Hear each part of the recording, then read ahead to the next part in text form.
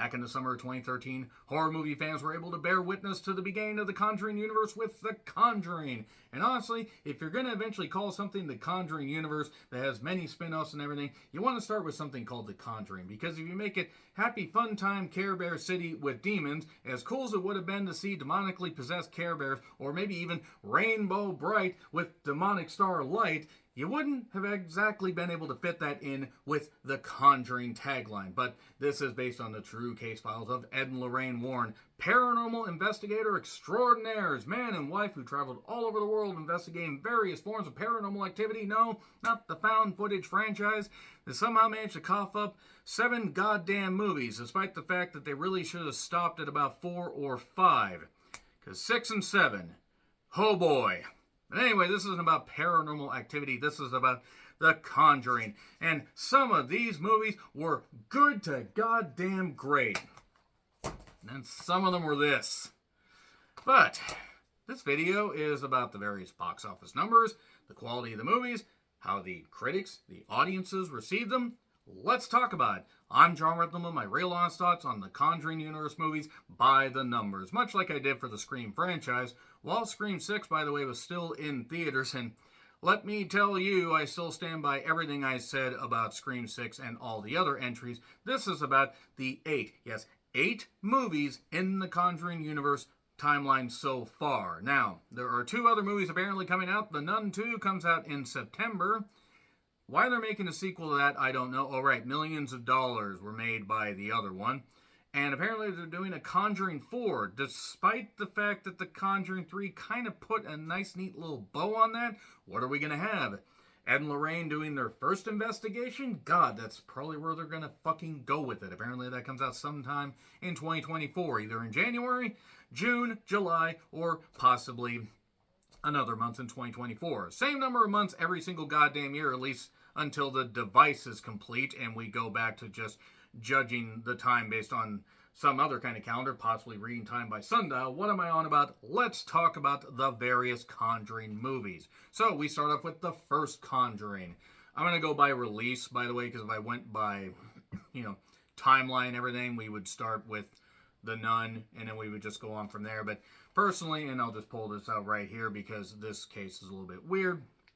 If you were lucky enough to see this in theaters, then you were in for quite a thrill. Also, if you happened to see one trailer before you went and watched this, you were spoiled with a lot of scares. But the first Conjuring, truly one of the best in the goddamn timeline. It was great. Vera Farmiga, Patrick Wilson, even a young Joey King, who I wish was in better movies because she showed a lot of acting promise there and really tries in some of these horror movies. But Slender Man, this isn't Slender Man, this is The Conjuring. So it came out in 2013, the budget was $20 million, $41.8 million opening. That's a big goddamn chunk of change. Even with the advertising, if that wasn't included in the budget, it made its money back. And the domestic gross was $137.4 million. Okay, so it did taper off after its opening weekend. It didn't even make another $100 million at the domestic box office, but it made $320.4 million. I didn't do the inflation deal because it's only been 10 years. It might have been a few million difference, but nevertheless, $320.4 million. And even if, the budget and marketing and everything bumped it up to, say, 40 to 45 million, it made a hell of a lot of goddamn money. Vera Farmiga, Patrick Wilson, and various others. Very, very good stuff, and I really fucking enjoy it. You want to play hide and clap? And the critical response. I go to Metacritic and Rotten Tomatoes. Now, I'm not saying, of course, that this is a clear indicator of which one, or, what movie is the best, what movie is the worst. Obviously, you judge based on your own opinions and everything. But the critical reception was very, very positive on Rotten Tomatoes. 86% as of this recording. 68% on Metacritic. 83% audience score. And 7.5 out of 10 on IMDb. That's a big goddamn deal for a haunted house movie that pretty much I thought was actually going to be a carbon copy of the Amityville Horror. And no, this actually turned out to be good because this wasn't shit like the Amityville Horror movie. But that being said, big, big success. And of course, in the beginning of that movie, you had the Annabelle doll. That is utterly frightening. Not as frightening as the real one, the Raggedy Ann or Raggedy Andy one. Good goddamn Christ. Still frightened by that. But because of The Conjuring and because of the success, we got Annabelle that was quickly rushed out. Now, let me just say right now, this doll, pretty goddamn terrifying. The tagline here on the back, it gets in your head and stays there. I was really excited for this movie. I was really, really fucking excited. I mean, they rushed this thing. They didn't rush it on the budget, though. $6.5 million. Ironically, the main actress was Annabelle Wallis. I guess they figured, hey, we need to get Annabelle. Me Annabelle or her Annabelle? Could you get that Annabelle? I mean, she was cute, so I'll just say that much, Annabelle Wallis. But nevertheless, this basically is the origin story of Annabelle. Before we get another origin story on Annabelle. More on that later in the video. But $6.5 million. $37.1 million. So even marketing, all that stuff, that's just domestic. Pretty goddamn good. Domestic gross is $84.2 million because word spread, this was kind of absolutely shit. But $257.5 million at the worldwide box office, so that's a big goddamn deal. Over 100 goddamn million, made. I mean, almost 200 million made just at the worldwide box office alone. Critical reception, 28% on Rotten Tomatoes, and I still think that's too high. 37% on Metacritic, and then we get 35% audience score, 5.4 on IMDb out of 10. Let me just say that until the opening of it, and actually until, and you guys have seen it, obviously if you haven't, when there's a break-in and the people die, and the blood seeps into the doll, that right there is pretty much the end of the good stuff.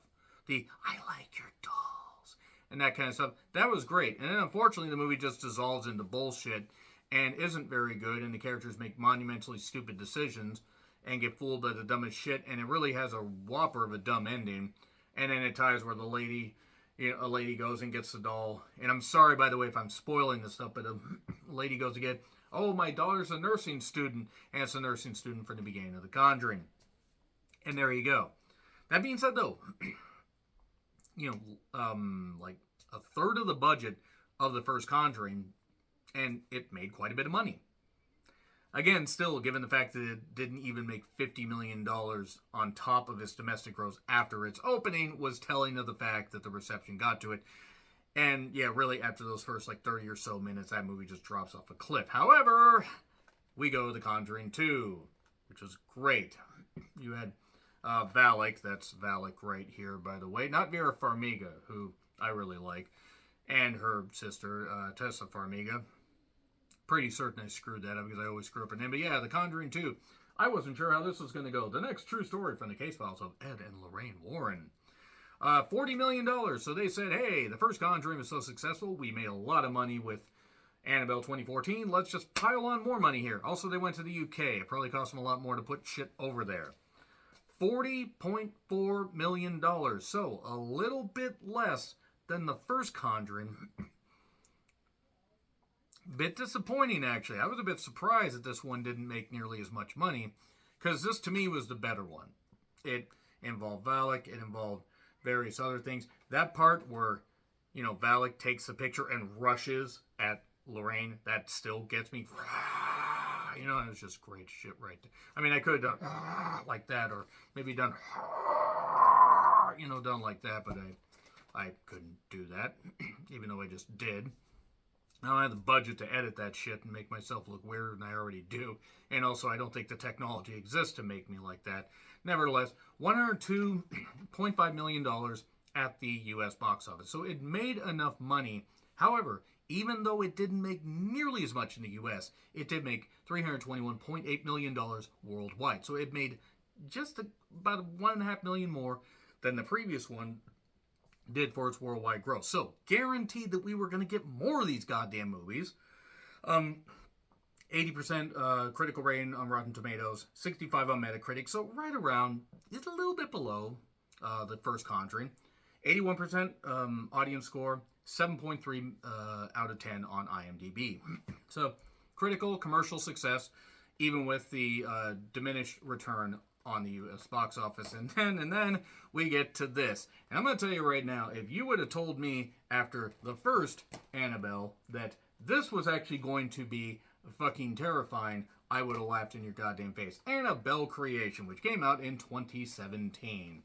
$15 million, they said, heck with it. First Annabelle made money, even though we had diminished returns after the opening, so let's just pour more money into this. And I'm glad they did. $35 million opening.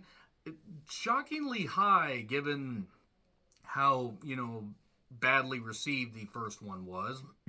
And again, if you've seen the first one, yeah, it wasn't this. But this is a prequel. This is about how the Annabelle doll came to be.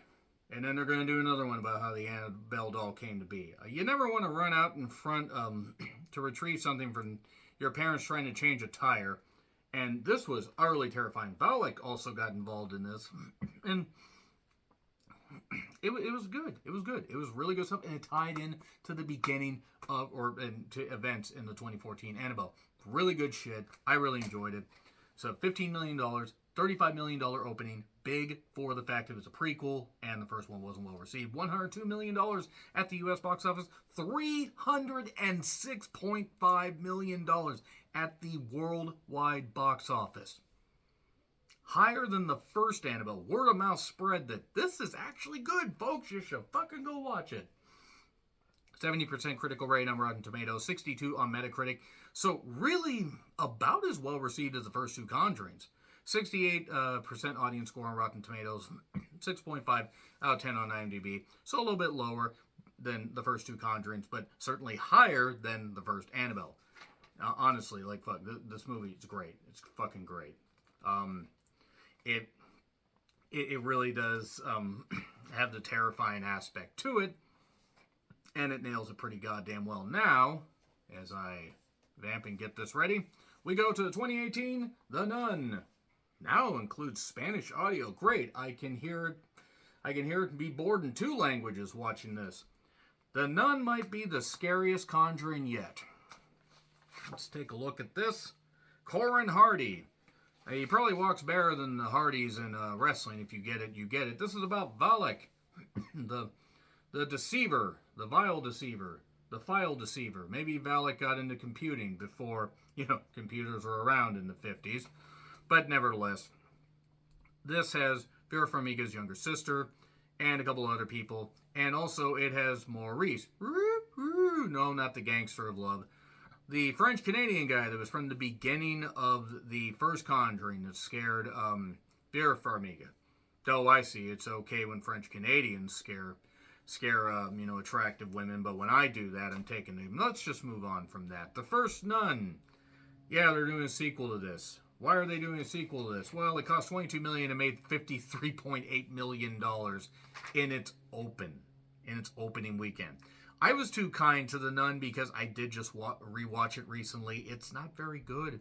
It's really not. There's a few atmospheric shots, but by the time they end up involving Valak, you don't fucking care because all the characters are really goddamn stupid. There are a couple cool visuals, some nice violence, but it's stupid. It's really, really stupid. Worldwide gross, by the way, so yeah, 53.8, or U.S. gross, rather, 117.4 million. So basically, after its opening, word of mouth spread that this wasn't very good, and it basically just made, it just doubled what it made in its opening weekend over the subsequent, 3 or 4 weeks or whatever. So yeah, it's a real shame. It's a cool cover, by the way, really cool cover. But $365.5 million at the worldwide box office. So evidently critical reception didn't fucking matter anywhere else. 25% on Rotten Tomatoes. That's probably about 5 or 10 points too high. 46 on Metacritic. 35% audience rating on Rotten Tomatoes. 5.3 out of 10. Yeah, The Nun wasn't very good. It really wasn't. I enjoyed it for the most part the first time I saw it, but upon rewatching, yeah, I don't really know why I gave this I think I gave it a B or B plus, I forget. I've reviewed so many goddamn movies, and this came out almost 5 goddamn years ago, but it ended up not being very good. Not being very good at all. Now let's get to the next one. In April of 2019, The Curse of La Llorona. now includes Spanish audio. Hooray! I can really be bored by this movie proved one thing. Linda Cardellini is fucking ageless and goddamn beautiful. And also the lady that, by the way, you recognize that lady? Recognize her? She played a Noxuna Moon. No, really. She did. It was actually kind of funny. I kept wondering why I recognized her, and I'm like, oh shit. That was from The Mummy, the 1999 and 2001 versions of The Mummy, by the way. But yeah, The Curse of La Llorona. I was so disappointed by this. This is probably the most disappointing entry in the franchise. Because after the 2014 Annabelle and the 2018 Nun, I was excited for this. The trailer made it look cool, and it was atmospheric at times. Unfortunately, as far as any entries in the Conjuring universe, this had the most loose tie-in. This had like where the priest took the Annabelle doll and drove it to the church, and then the demon or whatever it was wouldn't let him take it in that holy place. That's literally the only tie that we have to this. I hope they don't do any kind of prequel or whatever to this, because even though it cost $9 million, it made $26.3 million at the U.S. box office in its opening weekend. So, yeah, it made its money back, even with marketing costs not factored in. The problem is that's the lowest of any of the Conjuring movies for a bit. $54.7 million at the domestic box office. So it made its money back, don't get me wrong, but this was a historic low point for the Conjuring universe. $123.1 million at the U.S. box office. It barely made more. It made more in the first Annabelle. It made more in the second Conjuring. It made more than Annabelle Creation. It made more than The Nun in the U.S. You know, that the worldwide gross was a little bit more than the U.S. grosses for that. Other than that, it didn't make shit compared to the others. And you can kind of see why with the critical reception. 28% on Rotten Tomatoes, 41% on Metacritic. Ooh, doggy. 35% on Rotten Tomatoes for the audience. 5.3 on IMDb. It should have been 3.3 because this is really bad. I mean, Linda Cardellini, I would and you would too, but this movie, not very good at all. In fact, it gave me pause about wanting to watch any more Conjuring movies, but I still did a number of months later. And by a number of months, I mean 2 months later, with Annabelle Comes Home. And, oh boy, more Spanish audio, so you can hear everybody act badly in 2 languages. So, the perfect... Wait, read that. Read that. The perfect mix of fun, terror, and thrills, or thrills and terror, whatever. Really? I was too kind to this one. I was too kind to this when I watched it, because I wanted to like it. It was set in one goddamn location, basically. I mean, with the exception of Ed and Lorraine Warren having a jump scare thing. They had Patrick Wilson and Vera Farmiga in this for a little bit, which probably explains the film's $30 million budget. They had to entice them back into the goddamn thing. And it took place in their house and didn't really have much of anything to it. It had the ferryman in it. That's about it. But $20 million opening weekend, so the lowest out of any of the Conjuring movies so far. There was starting to be Conjuring fatigue. Also, the fact The Curse of La Llorona literally came out just 2 months prior. Maybe not even quite well, maybe close to it. Domestic gross was $74.1 million, so it made its money back. And it's a good thing that it did well at the worldwide box office, just in case. $231.2 million. Now, that being said, 64% critical reception on Rotten Tomatoes, 53% on Metacritic. I mean, I gotta be perfectly honest, I think that's a little bit too high because I don't really think that it was all that scary. 70% on Rotten Tomatoes for the audience, 5.9 out of 10 on IMDb. It was decently received, and I will certainly take this over 2014's Annabelle, The Nun, or Curse of La Llorona. But this also ends up just falling right in the goddamn middle. It's not very good. I mean, the most haunting Annabelle yet. It ain't Annabelle Creation. Just saying that right there. But now that leads us to The Conjuring. The Devil Made Me Do It. This based on the shocking true horror of demonic possession. This is about, a guy that murdered somebody and claimed the devil possessed him. Now, let me just say this, by the way. The Conjuring 3, I was excited to watch. And the reason I was excited to watch is because I love the first two. And also, this was during the time when Warner Bros. And HBO had made a deal to release movies on HBO Max the same day as theaters. Because this is during the pandemic and people were still, trying to work their way back into going into theaters. And also the fact it gave a big boost to HBO Max subscribers until Warner Bros. Discovery decided to torch everything, burn to the goddamn ground, and burn their partnerships up. Now, it did end up costing just $1 million below the second Conjuring. $39 million budget. $24.1 million opening, considering it also opened, went to HBO Max the same day. Pretty goddamn good. I watched it at home. I'm kind of glad I did, because I was able to pause it. I was able to use the facilities if needed, get something to eat, wonder why my cat was meowing really goddamn loud, and I wouldn't have heard that if I was at the theater, but also at the same time, I might have been a little bit bored during this. I probably graded this about half a grade too high. B plus or a B might have been better. A minus, I think, is what I gave before. Probably a bit too much. But Vera Farmiga, Patrick Wilson, doing their best in this. $65.6 million U.S. gross, domestic gross, and $206.4 million worldwide. So yeah, it was lower, but given the factors of theaters still not fully opening, having limited times, doing what they're doing, it makes sense why they would have, limited, the numbers would be down a little bit. Still pretty good goddamn haul for $39 million. I mean, it didn't double its budget at the U.S. box office, but made plenty at the worldwide box office. So it was a success despite theaters, streaming stuff, and all that.